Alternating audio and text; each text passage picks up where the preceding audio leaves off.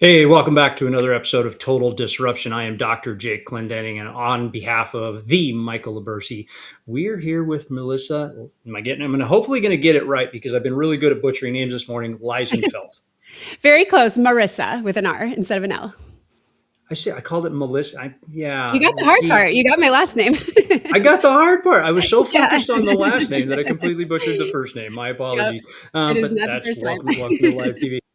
So Marissa, we've got some great topic to talk about today, and we've talked about flow state before with another guest, and I think it's a great time to bring it back around. And that's a smaller component about what you do, but you really focus on human design, and you Mhm. come out of a really rock star background when it comes right down to it. The things that you've done. Tell the audience, introduce yourself. Tell the audience a little bit about who Marissa is. Yeah, sure thing. So I will give you the very abbreviated version because I've had many eras. But largely, I spent about 20 years in a corporate career, and I was a leader and operator of several sort of like 7 and 8 figure agency businesses. And towards the end of my corporate career, you could say, I moved into online business and online coaching business and worked as COO for a very large online coaching business and learned everything about the industry. And at a point decided, I understand completely now how to run these businesses. I have been right hand to founders and CEOs for my whole career. It's time to be this for myself and to build my own business. So I stepped away amicably and started my coaching business, which now is full force. And that's what I do full time now. I also own 3 other businesses, but those are more at the stage like board. I sit on the board or, I'm kind of like advisors and things like that. Hmm. So what started you down this human design path? Because it's not, as I'm well aware, it's not exactly you step out of a corporate role and go, today I am now doing human design. No, no, Right no, there, definitely not. there's a lead up to that coming through that corporate experience. That is very true. So I would say my background, I was very much your traditional, go to university, get good jobs, type A woman that was, building herself a very successful career. And it was great on paper. It wasn't lighting me up. So once I started my own business, what I actually started doing initially was consulting as a COO because it was basically like, okay, I'm starting my own business. But basically, I just created a different job for myself, but the same thing, working more hours and also adding marketing and sales to that. So I burnt out in maybe like a year or so into my sort of like business venture. And in that like burnout stage, you could call it. And maybe burnout is a strong word for it, but I really was feeling not lit up by my business anymore. I was feeling like, why am I doing this? This is like, I'm working so many more hours than I was before. I was always well paid as a leader.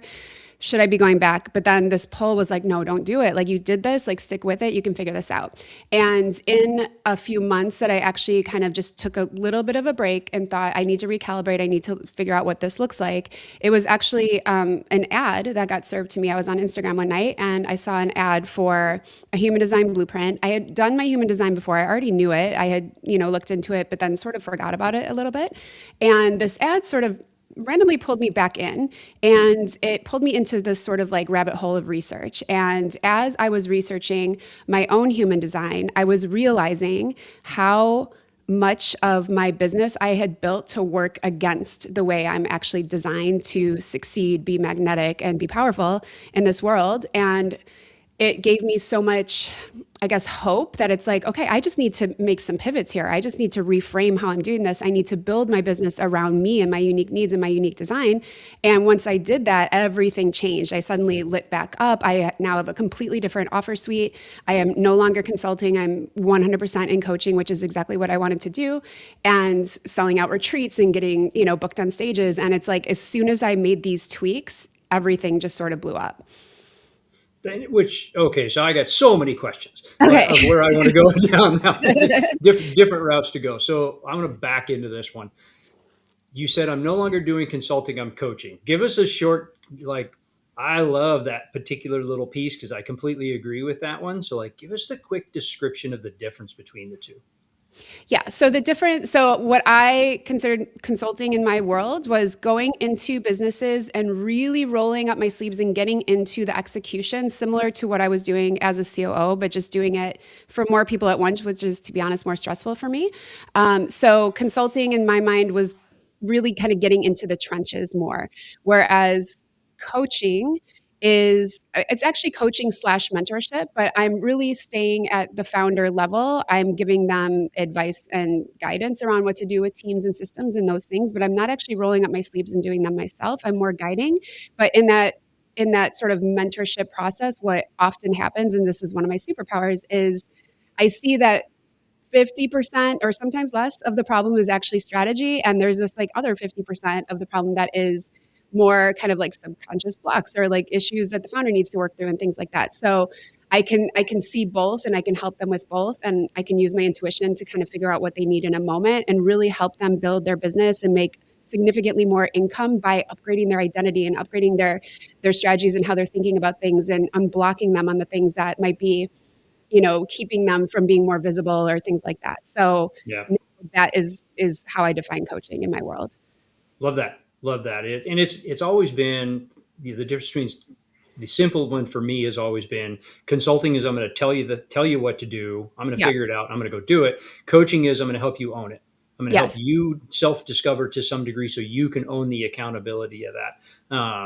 So yeah, love the definition. That's fantastic. So you said and I disagree with you. I think burnout Okay. is the right term.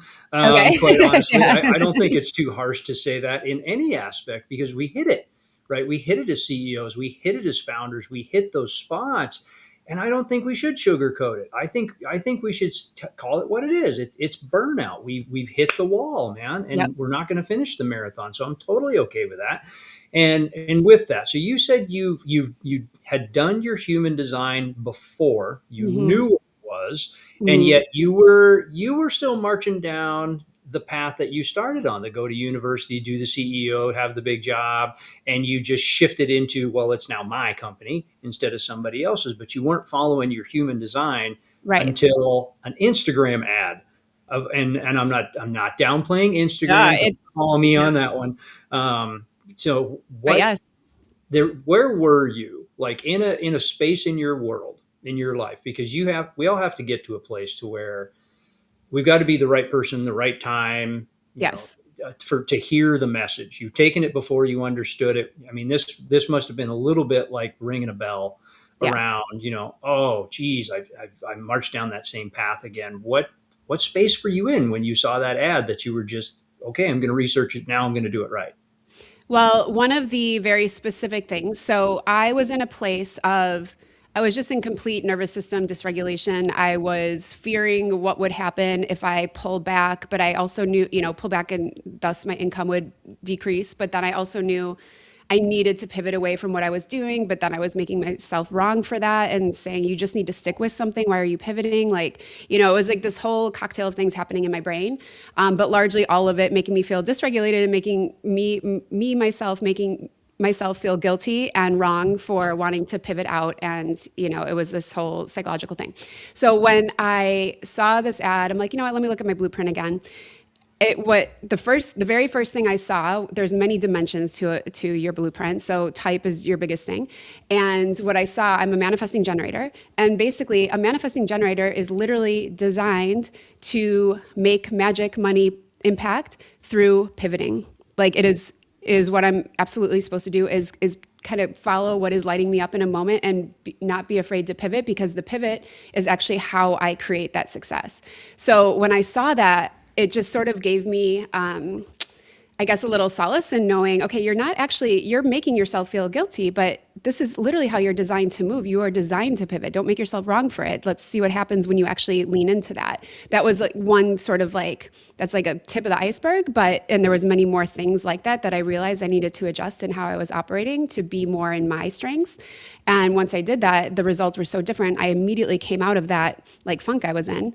But that was the first clue. And that was the first thing that kind of really took me down the rabbit hole.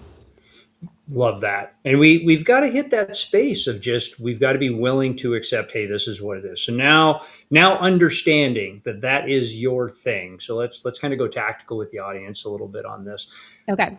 As you're moving forward in your universe, knowing what you're supposed to do, and now you have a bit of a mission at hand of helping entrepreneurs, business owners. Oh, I almost don't even like the word entrepreneur anymore.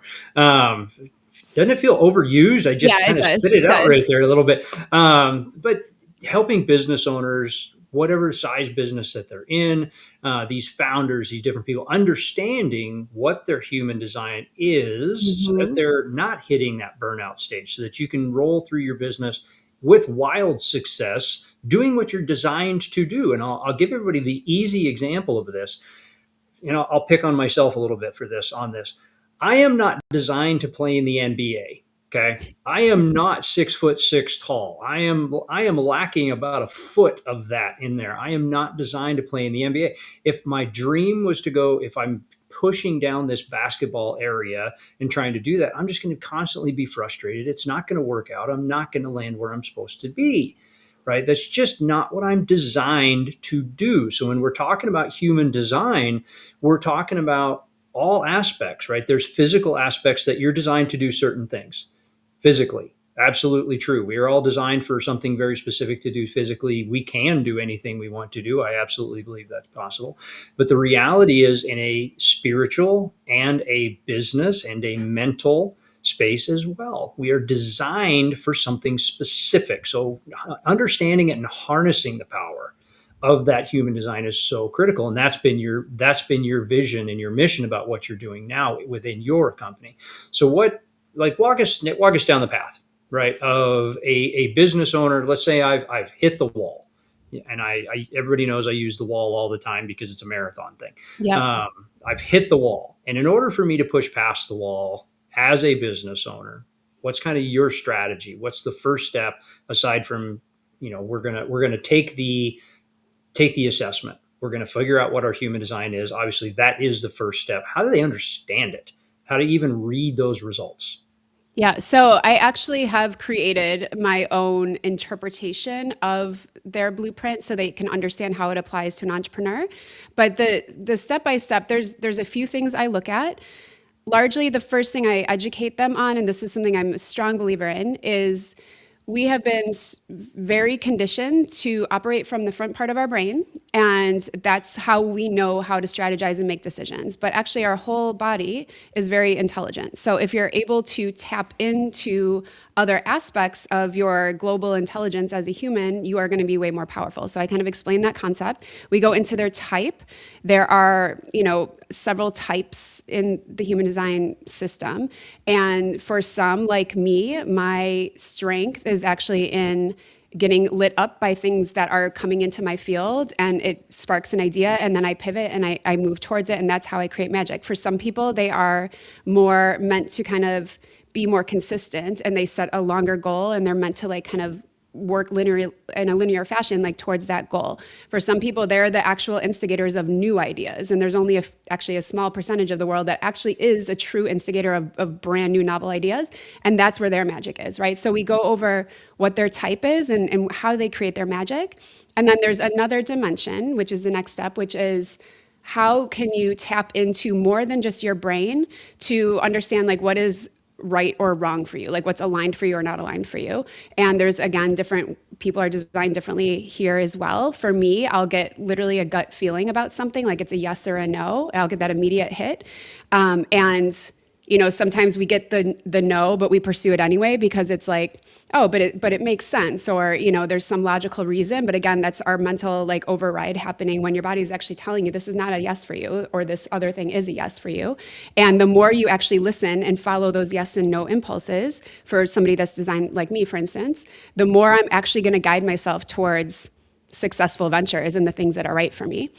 And the one of the other pieces, so I'd say the third piece, not to make this too complicated because there's a lot to it, but this one's really important too, which is what environments are actually the best environments for you. So for instance, the way I'm designed, I'm a triple split. That means if I'm trying to sit at home and be in my laptop and like push through something and try to build something in isolation, I will not create magic from that. So I like need to get around other people's energies and other environments, and that's, it kind of closes my circuits, and like I start to really come alive, and that's when I get my best ideas, and that's when I meet people, and that's when I start to progress and opportunities arise.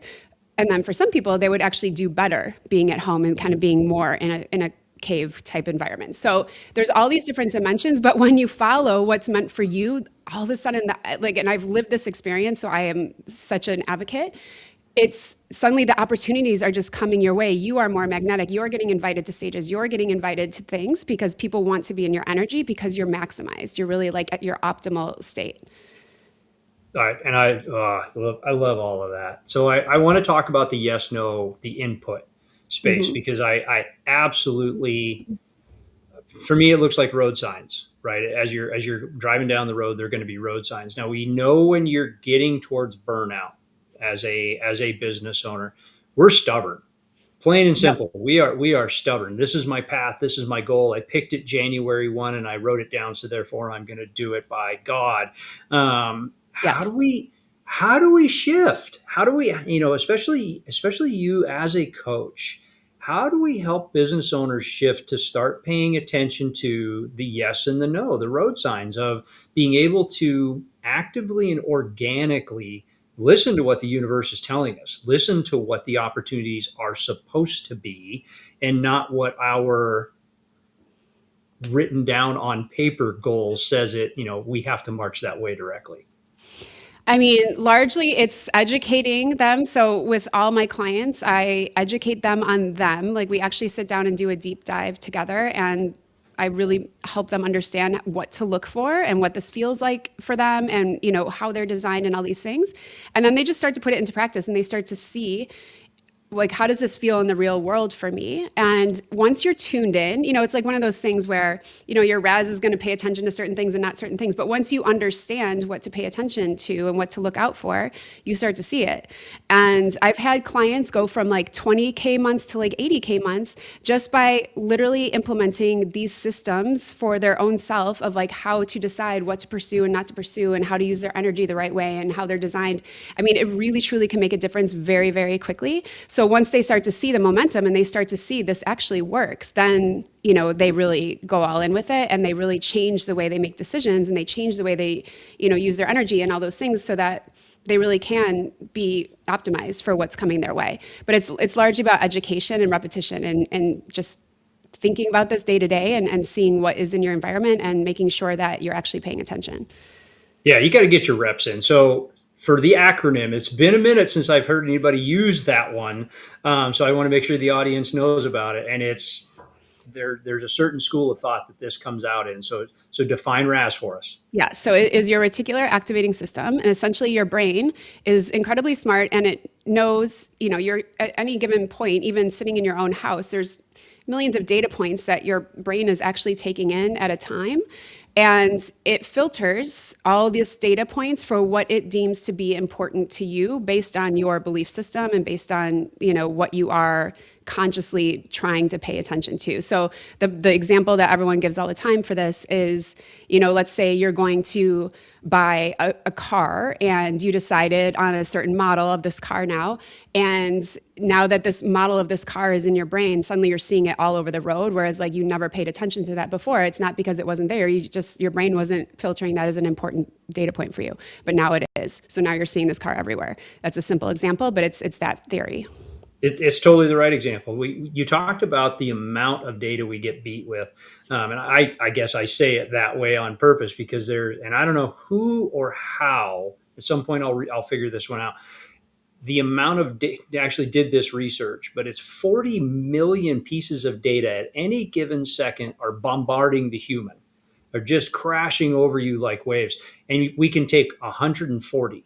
Yes. 140,000, not 100, but we can only take 140 bits of information. So your RAS is that filter. Like if you removed that and you tried to take 40 million pieces of data at any given point, it would crush you, right? Yeah. It would overwhelm you too much. So this is the thing. It's kind of like a pain gateway to where you don't feel everything. You only feel what's important, right? You've got to feel those important parts. So a friend of mine Diana Kokoska that you spend a lot of time with, she spoke about the RAS a lot in everything that she did. So it's been a minute since I've heard anybody use that term. So I want to make sure the audience knew about it. But it's so important to realize.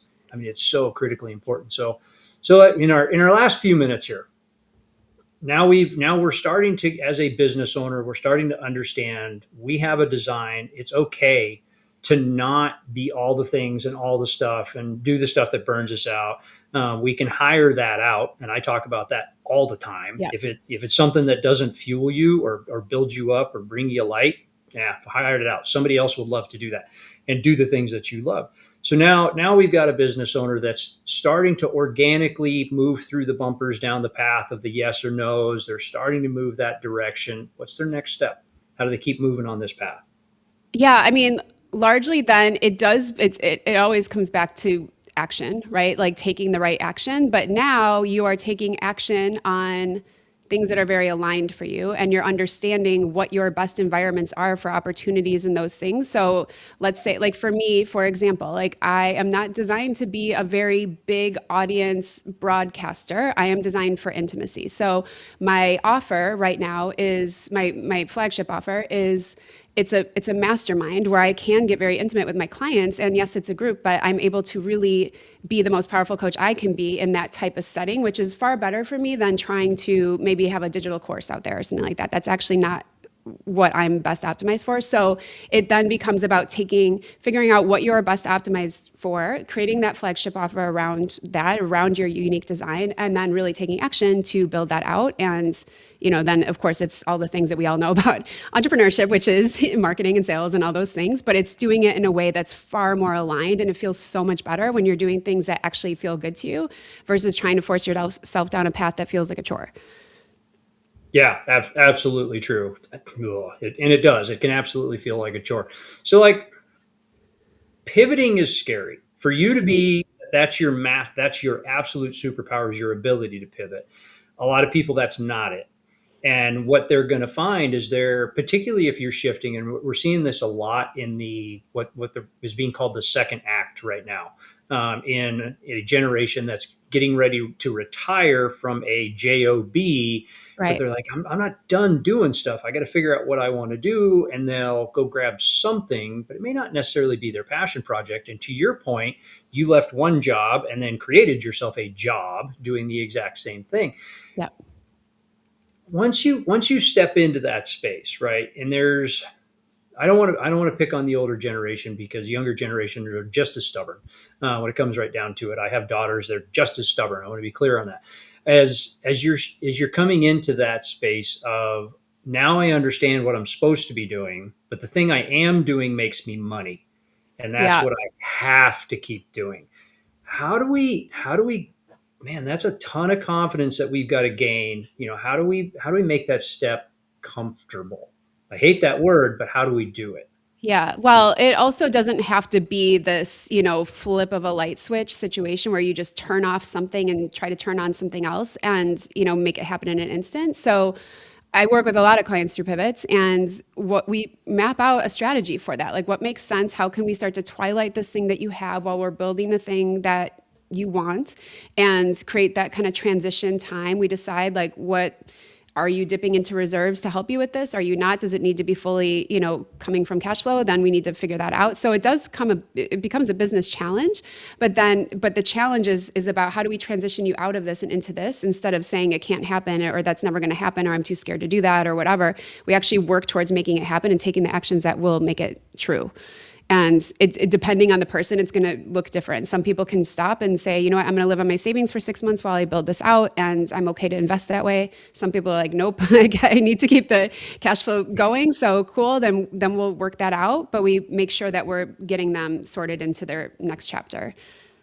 So it's really the same rules, right?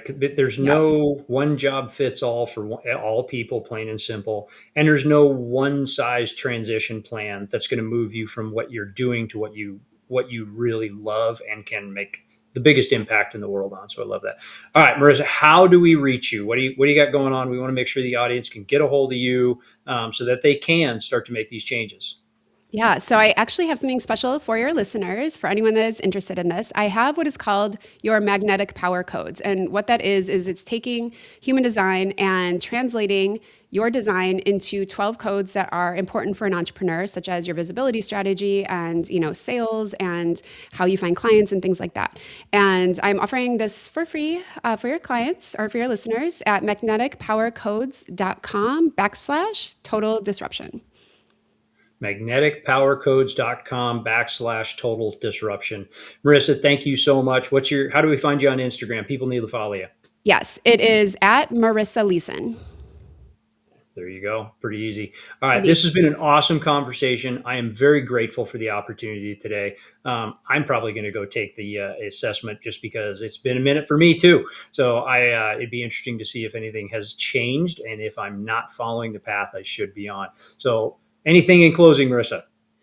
I think we covered a lot of bases here. I think it's a lot. I We think got through it a nothing lot more in a to short amount of add. time. Yeah. Awesome. Other than Well, don't, my biggest advice for anyone is don't push through and build and run a business that does not light you up. It does not have to be that way. In fact, you will be more successful when you are lit up. absolutely true. With that, I am Dr. Jake Clendenning on behalf of the Michael Libercci. It is your turn to disrupt.